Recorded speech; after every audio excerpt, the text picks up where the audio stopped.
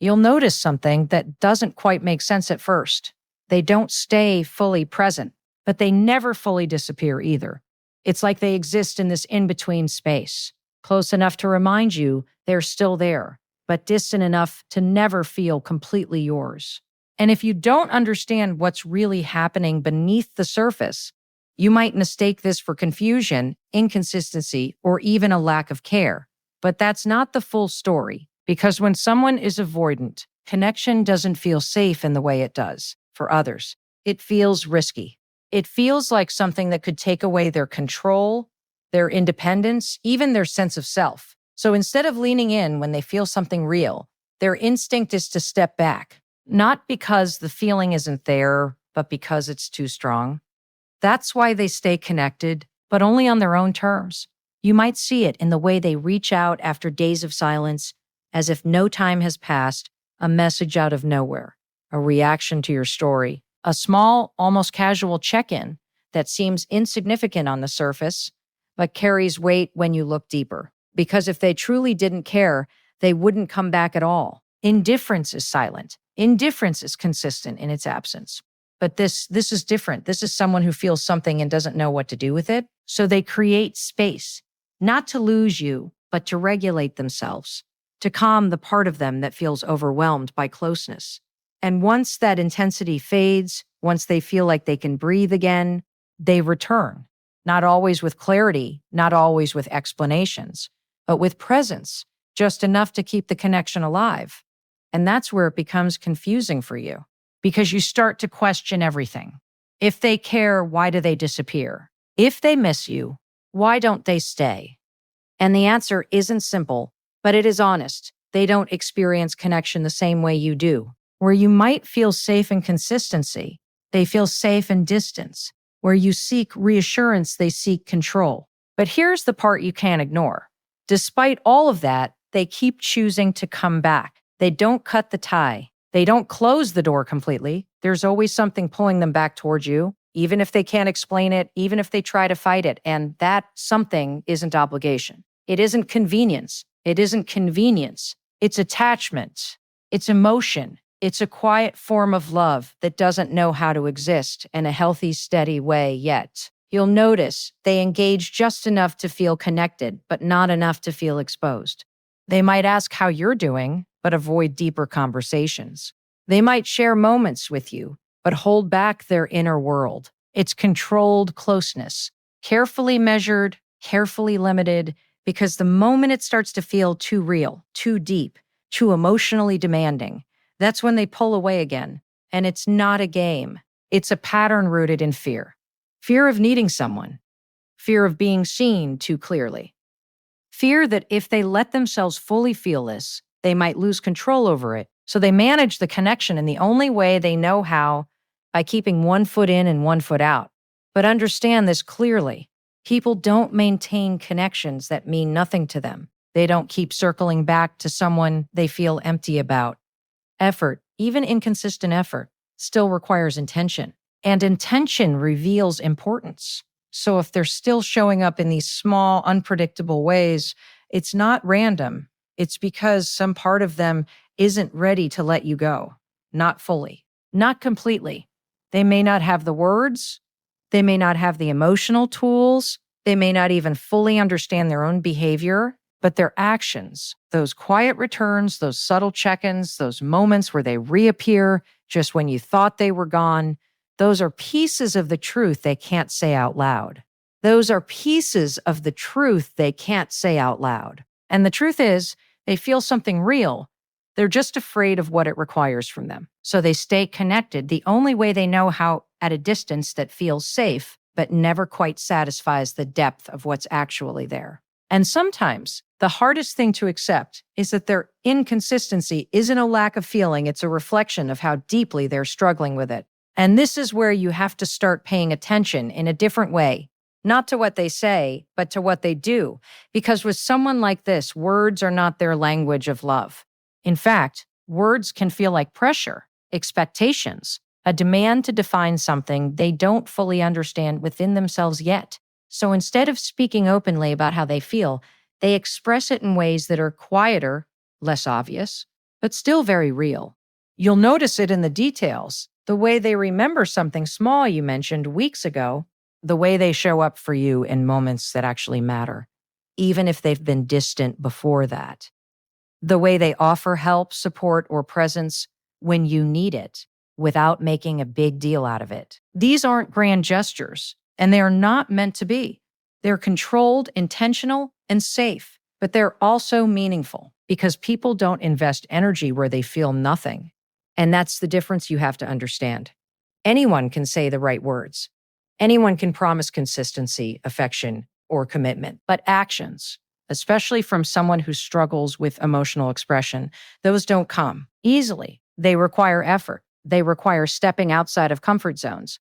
And when an avoidant person does that, even in small ways, it means something. You might catch it in the way they check in on you after a tough day, even if they don't dive into a deep conversation, or the way they make time for you when it's inconvenient, even if they won't admit they missed you, or the way they pay attention to your moods, your energy, the little shifts in how you show up, and respond to them in their own quiet way. They may not say, "I care about you," but they show you. And sometimes what makes it confusing is that these actions don't always come consistently. There are moments where they feel present, attentive, even warm, and then moments where they seem distant again. And it leaves you wondering which version is real, but both are real. One is the side of them that feels the connection. The other is the side that fears it. And when you look at their behavior closely, you'll start to see that their actions often reveal more truth than their silence ever could. Because silence, for them, is protection. It's how they avoid vulnerability, how they avoid saying something that might make them feel exposed or out of control. But actions, those slip through. Those can't be completely hidden. Even when they try to keep things casual, there are moments where their care shows up naturally, unfiltered, unplanned. And those moments matter because they're not calculated. They're instinctive. You might notice how they prioritize you in subtle ways, choosing to spend time with you when they could easily choose distance, or making space for you in their life without labeling it. You might notice how they respond when you're not okay, how they step in, even if they don't stay long enough to talk about feelings. That's not obligation, that's connection. And here's something important to understand. For someone who avoids emotional vulnerability, showing up through actions feels safer than expressing things verbally. Words can be questioned. Words can lead to deeper conversations they're not ready for. But actions allow them to care without feeling trapped. So they'll do things that matter, but they won't always explain why they're doing them. And if you're only listening for words, you'll miss it. You'll think they never said how they feel. You'll think they never gave me clarity. But the truth is, they've been communicating the entire time, just in a language you weren't taught to recognize. A language of presence without pressure, of care without confession, of effort without concession. And no, it's not perfect. It's not the kind of love that feels secure or easy all the time. It requires patience to understand, awareness to see, and emotional strength not to misinterpret it. Because if you expect them to express love the way you would, you'll always feel like something is missing. But if you start to see their actions for what they are, not excuses, not breadcrumbs, but genuine attempts to connect in the only way they currently know how, then things begin to make more sense. Because at the core of it, people don't consistently show up, remember, help, and care for someone they feel nothing for. They just don't. So if their actions keep finding their way back to you, if their presence appears in moments that matter, even when their words fall short, then you're not dealing with a lack of feeling. You're dealing with someone who feels deeply, but expresses it quietly, cautiously, and in ways that don't always look like love at first glance. But it is there. You just have to see it for what it is. And then there's the moment where everything seems to shift. Things feel closer.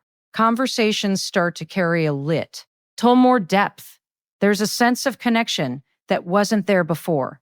Something more real, more present, more emotionally open. And just when you begin to feel like you're finally getting somewhere, they pull back, not slowly, not gently, but in a way that feels sudden confusing, and almost unexplainable. And you're left there trying to make sense of it, wondering what you did wrong, wondering if you said too much, felt too much, or expected too much, because from your perspective, things were finally moving forward. Because from your perspective, things were finally moving forward. So why does it feel like they hit reverse the moment it started to matter?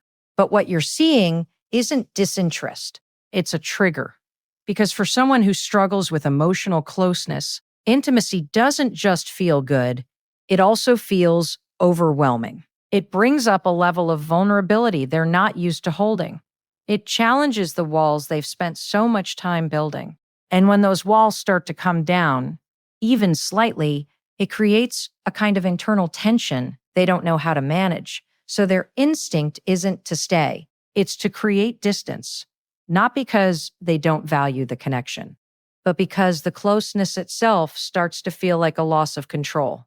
And control, for them, equals safety.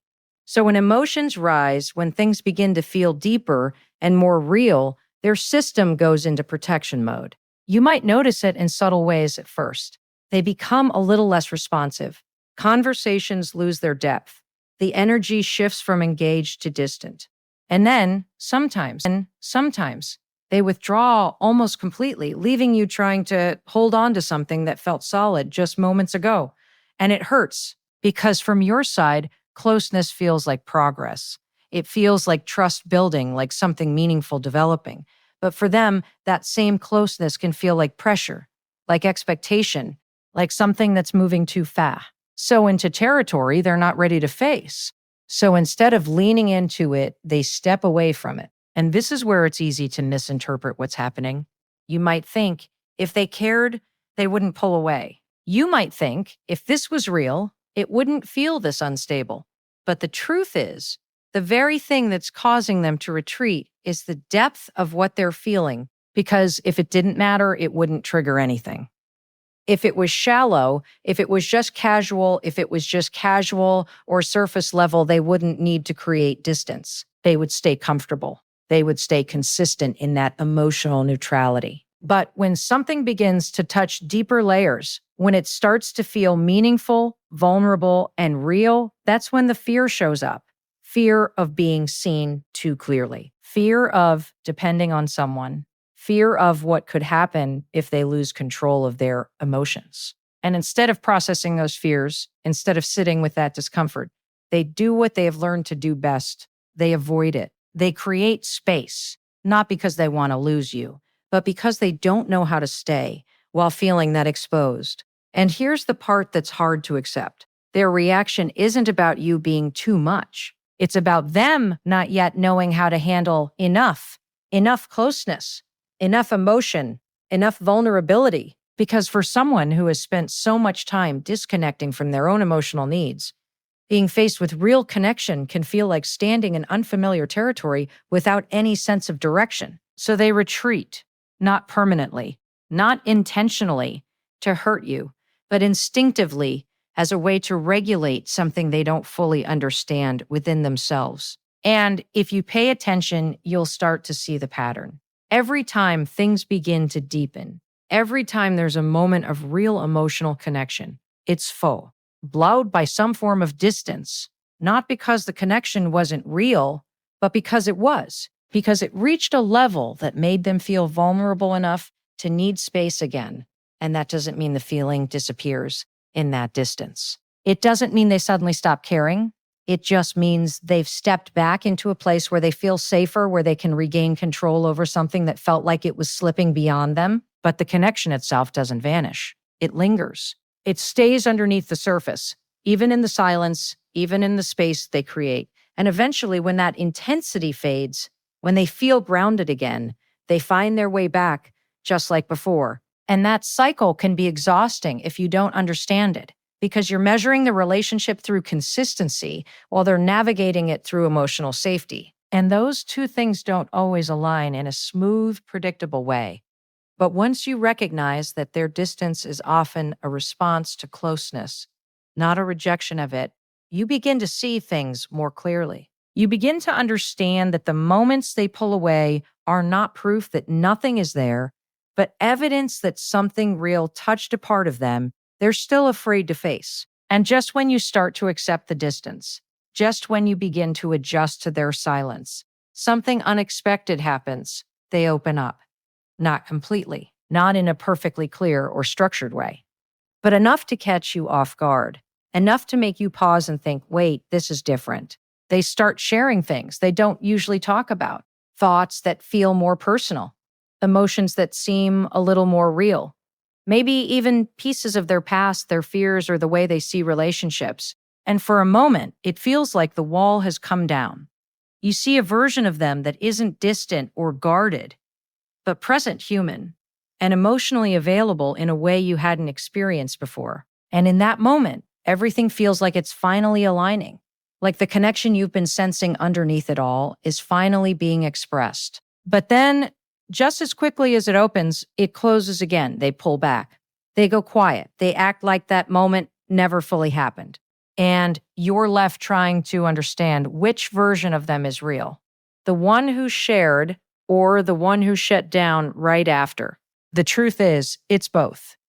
Because what you witnessed in that moment of openness, that wasn't fake. It wasn't manipulation. It wasn't them just saying things. That was a real glimpse into how they feel, into what they carry inside, but rarely allow themselves to express. But here's the part that makes it complicated.